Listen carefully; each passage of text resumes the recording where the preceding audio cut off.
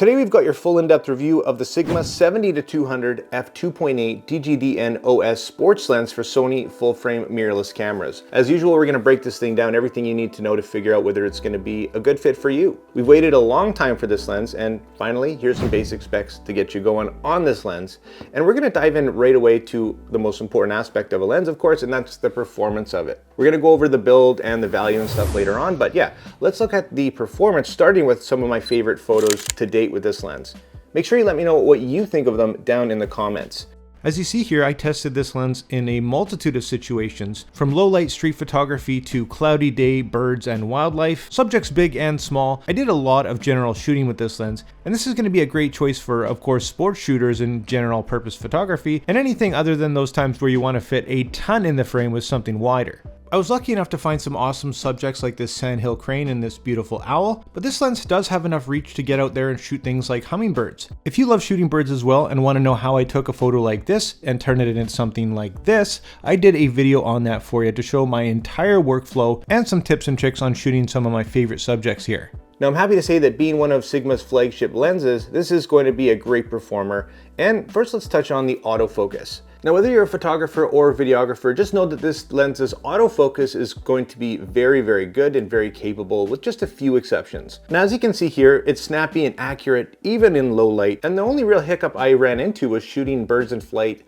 And these are very, very fast moving subjects coming straight at the camera that's very strenuous. And I found it had a tendency to forward focus a little bit, usually when it came to subjects closer to the camera. Now, this wasn't really a deal breaker, but I did find that to be kind of a consistency of this lens. But overall, I'd say the accuracy and the speed is very good. Now, great news for video shooters, and you probably noticed in these examples, but the focus breathing on this lens is very well controlled, very, very well. And that's great news because unfortunately this lens cannot take advantage of Sony's focus breathing compensation available to their native lenses. Now, when it comes to the manual focus, it's definitely nothing special and definitely not something I'm going to be using a lot. It's a non-linear design, and honestly, nothing that's going to blow you away at all. I'll mention on the rings as well, the focus ring is going to be at the back here where, in my opinion, the zoom ring should be.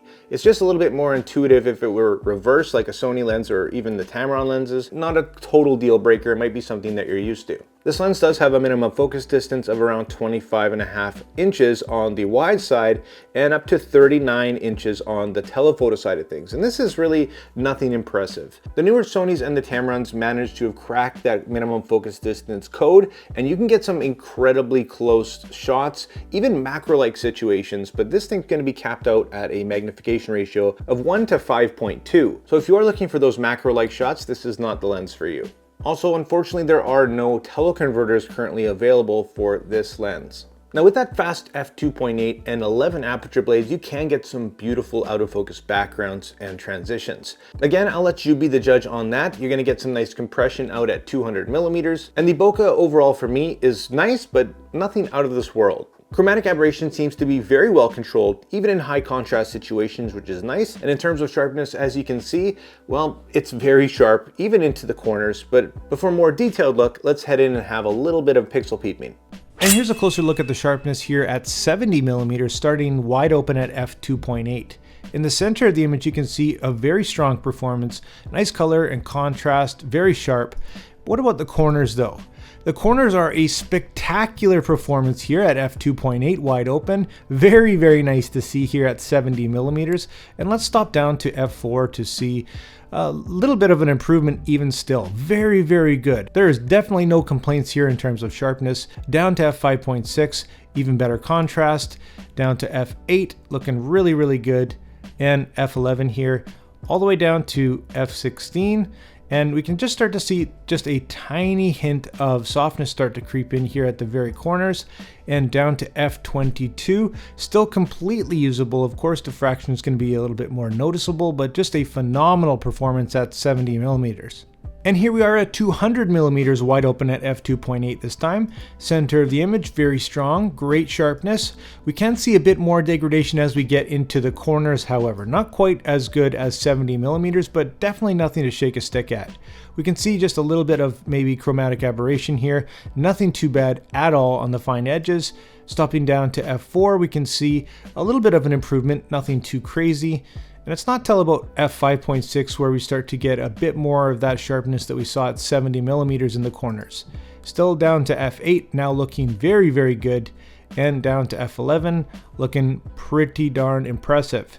Again, down to f16, and it's at f16 and beyond down to f22 here that we see just a little bit of haziness or degradation start to come back into our image. Overall, at 200 millimeters, a good performance, but not as impressive as at 70 millimeters. And just a quick comparison here for you between the Sigma 70-200 and the Tamron 70-180 G2 over here. This is just at their longest focal length, 200 on the Sigma, 180 on the Tamron. Just to show you the differences of what you can expect here, this is both at f5.6, stopped down a little bit to show you the differences of image quality. Now, in the center, it's going to be really hard pressed to tell the difference. Just a tiny hair here at around 200 or 180. The edge might just go slightly here to the Tamron, although it might have just a tiny bit more chromatic aberration, but you can just see the tiny details are just a little bit more pronounced, I would say.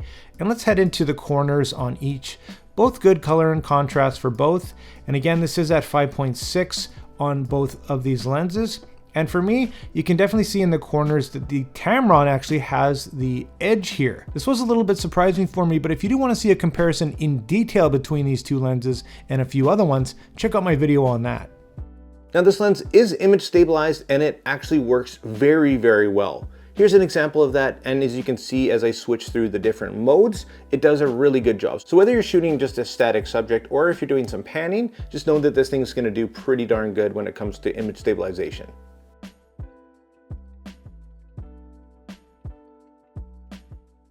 So overall for performance, I think this lens is quite impressive and I give it a solid 4.5 stars.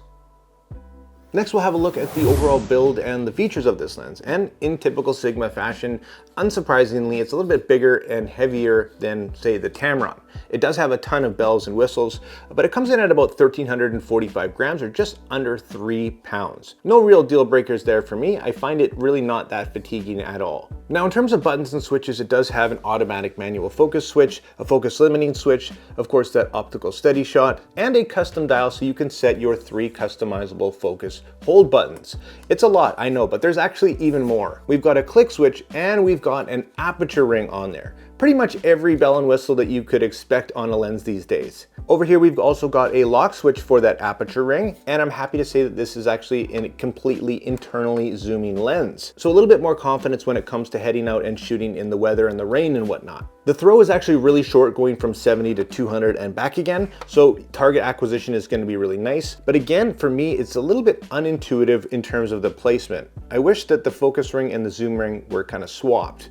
But I digress. It's not a deal breaker and it's pretty easy to get used to. Now on the front here, we've got 77mm filter threads with their patented coatings to help with ghosting and flare. And we do have this bigger sized lens hood here that does attach by a screw mechanism, which is really not my favorite. It kind of gets in the way and you can bump things. I prefer something that you kind of lock on there and unlock and it just goes on there seamlessly. Not sure why they're going to this style these days, but it is what it is. On the back, we've got a metal mount with a rubber gasket for even more confidence when it comes to weather sealing. And on the bottom, you'll probably notice that, of course, it does have a tripod collar and it's easily moved around with hard stops, which is nice.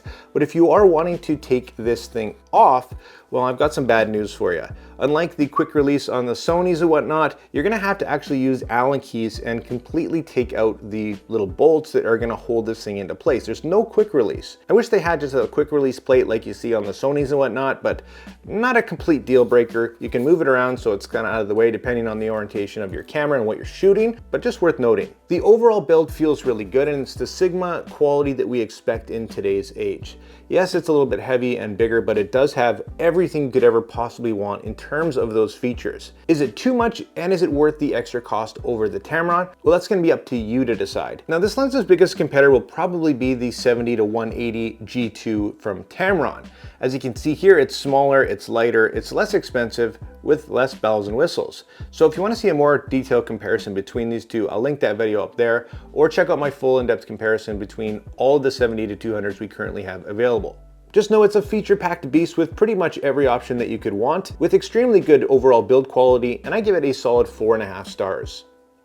And finally, let's touch on the value of this lens. At $1,499 US, it's not cheap, and it's pretty much right where I would expect it to be. I would have liked to see it a little bit cheaper, but don't be surprised if you see this thing on sale for even more value. Now, more lenses is always better for competition. We've got the Tamron 70-180 G2, we've got the newer Sony 70-200 F4 macro, and we've got, of course, the much more expensive G Master. Overall, I think this thing does have a lot of value because it's rivaling the G Master in a lot of aspects in terms of performance. Performance really is the most important aspect of a lens anyways, but overall in terms of value, I give this lens a solid 4 stars. Let's leave it at that, guys. There's my thoughts on this 70-200 from Sigma. Better late than never, I guess, and overall a pretty darn good lens, I have to say. Thanks so much for watching the video, guys. If you did enjoy it, hit that like and subscribe button, join the community. If you want to pick it up, I'll drop affiliate links down below. As always, make mistakes, be yourself, and get out there and take some more pictures. See you next time.